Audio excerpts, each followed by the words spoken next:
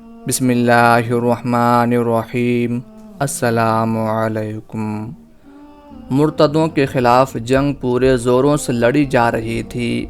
اس معرکہ میں حضرت عبداللہ بن مخرمہ رضی اللہ تعالی عنہ بھی تھے۔ وہ اس قدر جوش و خروش اور ثابت قدمی سے لڑ رہے تھے کہ تن بدن کا ہوش نہیں تھا۔ زخم پر زخم کھاتے چلے جا رہے تھے اور تلوار چلا رہے تھے۔ مرتدوں کی لاشوں پر لاشیں گرا رہے تھے۔ ان کی زبان پر ہر وقت ایک دعا رہتی تھی۔ اس لڑائی سے پہلے بھی انہوں نے یہ دعا کی تھی، الہی مجھ پر اس وقت تک موت وارد نہ فرمانا جب تک کہ میرے جسم کا ایک ایک بند تیرے راستے میں زخموں سے چور نہ ہو جائے۔ اور اس وقت ان کی یہی حالت تھی۔ بدن زخموں سے چور چور تھا۔ جسم کا کوئی بند ایسا نہیں تھا جس پر زخم نہ ہو۔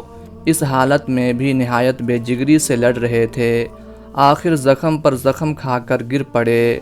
لوگ انہیں میدان جنگ سے اٹھا لائے۔ حضرت عبداللہ بن عمر رضی اللہ تعالی عنہ ان کا حال پوچھنے آئے تو حضرت عبداللہ بن مخرمہ رضی اللہ تعالی عنہ نے ان سے پوچھا، کیا آپ روزہ افطار کر چکے؟ انہوں نے جواب دیا، ہاں افطار کر چکا ہوں۔ تب حضرت عبداللہ بن مخرمہ رضی اللہ تعالی عنہ نے فرمایا، میرے لیے بھی پانی لاؤ۔ اس وقت باقی لوگوں کو معلوم ہوا کہ وہ روزے سے تھے اور روزے کی حالت میں اس جانبازی سے لڑ رہے تھے۔ زخموں نے بالکل نڈھال کر دیا تھا، لیکن روزہ توڑنا اس حالت میں بھی گوارا نہ کیا۔ لوگ ان کے لیے پانی لانے کے لیے دوڑ پڑے۔ ادھر وہ پانی لے کر خیمے میں داخل ہوئے، ادھر ان کی روح پرواز کر گئی۔ اس وقت ان کی عمر 41 سال تھی۔ ان کا تعلق قبیلہ بنو عامر بن لؤی سے تھا۔ نہایت بہادر اور شریف انسان تھے۔ ہوش سنبھالا تو مکہ کے لوگوں کو نبی اکرم صلی اللہ علیہ وآلہ وسلم کا ذکر کرتے سنا۔ اسلام کی دعوت کانوں میں پڑی۔ انہوں نے لوگوں کو کہتے سنا، تم نے کچھ سنا؟ عبد المطلب کا پوتا کہتا ہے، میں اللہ کا رسول ہوں، بت عبادت کے لائق نہیں، ایک اللہ کی عبادت کرو، وہی ہر ایک کو رزق دیتا ہے، وہی سب کے نفع و نقصان کا مالک ہے۔ عبداللہ بن مخرمہ رضی اللہ تعالی عنہ نے یہ باتیں سنی۔ انہوں نے اگرچہ شرک کے ماحول میں آنکھیں کھولی تھیں، لیکن اللہ تعالیٰ نے انہیں نیک فطرت عطا کی تھی۔ یہ باتیں سن کر انہوں نے اپنے آپ سے کہا، اگر محمد صلی اللہ علیہ وآلہ وسلم ایسا کہتے ہیں تو پھر لوگ ان کی باتوں پر یقین کیوں نہیں کر لیتے؟ ابھی چند دن پہلے تک تو یہی اہل مکہ ان کی پاک بازی، امانت، دیانت اور صداقت کی تعریفیں کرتے نہیں تھکتے تھے۔ اب اتنی سی بات پر ان کی ساری باتیں انہوں نے بھلا دیں۔ یہ کیا بات ہوئی؟ محمد صلی اللہ علیہ وآلہ وسلم کسی بھوکے ننگے خاندان سے تو ہے نہیں، انہیں جھوٹ گڑھنے کی کیا ضرورت ہے بھلا؟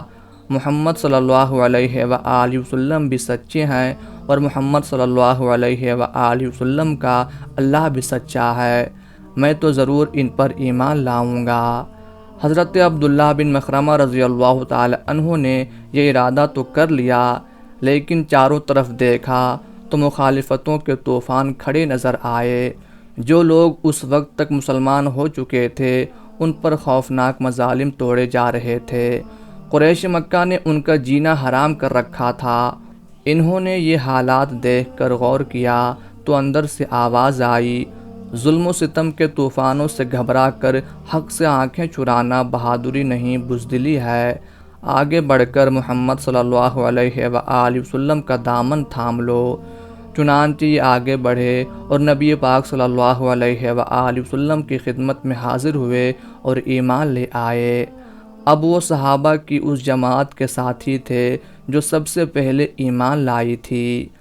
حضرت عبداللہ بن مخرمہ رضی اللہ تعالی عنہ کے ایمان کی خبر مکہ کے مشرکوں پر بجلی بن کر گری۔ انہوں نے حضرت عبداللہ بن مخرمہ رضی اللہ تعالی عنہ سے اسلام چھڑانے کی کوششیں شروع کر دیں، طرح طرح کے لالچ دیے۔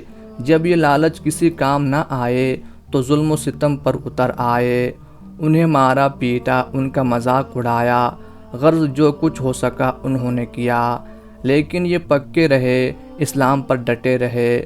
جب مشرکین کا ظلم حد سے گزرا تو نبی کریم صلی اللہ علیہ وآلہ وسلم نے انہیں بلا کر فرمایا، موقع ملے تو تم بھی دوسرے مسلمانوں کے ساتھ حبشہ چلے جاؤ، وہاں کا بادشاہ رحم دل ہے، انصاف پسند ہے، امید ہے کہ وہاں امن سے رہو گے۔ عبداللہ بن مخرمہ رضی اللہ تعالی عنہ نے آپ صلی اللہ علیہ وآلہ وسلم کی ہدایت پر حبشہ کی طرف دوسری ہجرت میں شرکت کی۔ اس ہجرت میں 83 مرد اور 20 عورتیں شامل تھیں۔ کفار نے اس قافلہ کو روکنے کی کوشش کی، لیکن اللہ تعالیٰ نے ان حضرات کی حفاظت فرمائی اور یہ قافلہ خیریت سے حبشہ پہنچ گیا۔ حضرت عبداللہ رضی اللہ تعالی عنہ نے دوسرے مسلمانوں کے ساتھ وہاں کئی سال گزارے، یہاں تک کہ رحمت عالم صلی اللہ علیہ وآلہ وسلم مکہ مکرمہ سے ہجرت فرما کر مدینہ منورہ تشریف لے گئے۔ ان حضرات کو یہ خبر ملی تو یہ بھی مدینہ منورہ جانے کے لیے بے چین ہو گئے۔ آخر ان میں سے کچھ مردوں اور خواتین نے مدینہ منورہ کا سفر اختیار کیا۔ ان میں حضرت عبداللہ بن مخرمہ رضی اللہ تعالی عنہ بھی تھے۔ اس طرح یہ مدینہ پہنچے۔ اس وقت ان کی عمر 29 برس تھی۔ مدینہ میں داخل ہونے سے پہلے انہوں نے قباء میں قیام کیا۔ وہاں ان کے میزبان حضرت کلثوم بن حدم انصاری رضی اللہ تعالی عنہ تھے۔ نبی پاک صلی اللہ علیہ وآلہ وسلم جب ہجرت فرما کر قباء پہنچے تو آپ صلی اللہ علیہ وآلہ وسلم کی میزبانی کا شرف بھی حضرت کلثوم رضی اللہ تعالی عنہ کو ملا تھا۔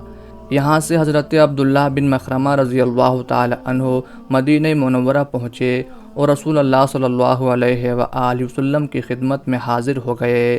نبی اکرم صلی اللہ علیہ وآلہ وسلم انہیں دیکھ کر بہت خوش ہوئے۔ 2 ہجری میں غزوہ بدر پیش آیا۔ حضرت عبداللہ بن مخرمہ رضی اللہ تعالی عنہ غزوہ بدر میں شریک ہوئے۔ اس طرح آپ کو بدری صحابی ہونے کا شرف حاصل ہوا۔ بدر کے بعد انہوں نے احد، خندق اور خیبر وغیرہ کی لڑائیوں میں حصہ لیا، اپنی بہادری کے جوہر دکھائے۔ صلح حدیبیہ کے موقع پر بھی یہ 1400 صحابہ کرام رضی اللہ عنہم اجمعین میں شامل تھے۔ اللہ تعالیٰ نے ان 1400 صحابہ کرام کو اپنی خوشنودی کی بشارت عطا فرمائی ہے۔ اس کے بعد فتح مکہ، غزوہ حنین، غزوہ طائف اور غزوہ تبوک میں یہ شریک رہے۔ غرض ہر طرح رسول اللہ صلی اللہ علیہ وآلہ وسلم کا ساتھ دیا۔ اس طرح دین اسلام کے سرفروشوں میں نمایاں مقام پا لیا۔ حضرت عبداللہ بن مخرمہ رضی اللہ تعالی عنہ نہایت عابد، زاہد اور عالم تھے۔ ان کا دل ہمیشہ شہادت کے شوق میں تڑپتا رہتا تھا، زبان پر شہادت کی دعا رہتی تھی۔